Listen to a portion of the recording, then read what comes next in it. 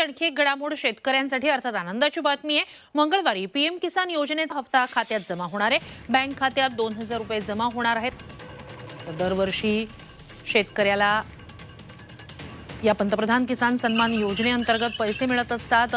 या वेळेला मंगळवारी वाराणसी दौऱ्यादरम्यान पंतप्रधान या 17व्या हप्त्याचे पैसे वितरित करतील, म्हणजेच रिलीज केले जातील। नमस्कार शेतकरी मित्रांनो, आपण पाहत आहात आपल्या हक्काच्या योजनांची आणि शेतीविषयक महत्त्वाच्या बातम्यांची विश्वासार्ह माहिती देणारे चॅनल। आजच्या या व्हिडिओमध्ये आपण पीएम किसान योजना, नमो शेतकरी महासन्मान निधी योजना आणि पीक विमा या संदर्भातील महत्त्वाची अपडेट जाणून घेणार आहोत। चला तर सर्वप्रथम पीएम किसान योजनेबाबत बोलायचे झाले तर देशभरातील कोट्यवधी शेतकरी पुढील हप्त्याची आतुरतेने वाट पाहत आहेत। केंद्र सरकारकडून पात्र शेतकऱ्यांच्या खात्यामध्ये दरवर्षी 6000 रुपये 3 हप्त्यामध्ये जमा केले जातात। प्रत्येक हप्त्यात 2000 रुपये थेट बँक खात्यात जमा होतात। ज्यांनी अद्याप ई-केवायसी पूर्ण केलेली नाही, आधार क्रमांक बँक खात्याशी लिंक केलेला नाही किंवा जमिनीच्या नोंदीची पडताळणी पूर्ण केलेली नाही, अशा शेतकऱ्यांना पुढील हप्त्याची अडचण येऊ शकतात। मित्रांनो, पीएम किसान योजनेचा लाभ सुरू ठेवण्यासाठी आपल्याला सर्व कागदपत्रांची पडताळणी पूर्ण आहे का याची खात्री करून घ्या। अनेक जिल्ह्यांमध्ये लाभार्थी यादी अपडेट करण्याचे काम सुरू आहे। आता पाहूया नमो शेतकरी महासन्मान निधी योजनेची माहिती। महाराष्ट्र शासनाने राज्यातील पात्र शेतकऱ्यांसाठी ही महत्त्वाची योजना सुरू केली आहे। पीएम किसान योजनेच्या धर्तीवर राज्य सरकारकडून दरवर्षी 6000 रुपयांची मदत दिली जाते।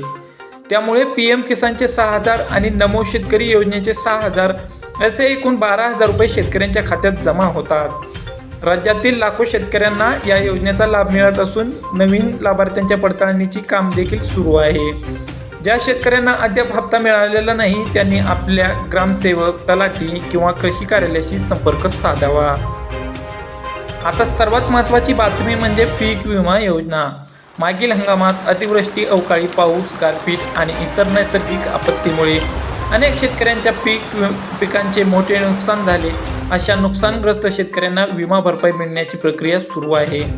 अनेक जिल्ह्यांमध्ये पीक नुकसानीचे पंचनामे पूर्ण झाले असून विमा कंपन्यांकडून दावा मंजुरीचे कामे सुरू आहे।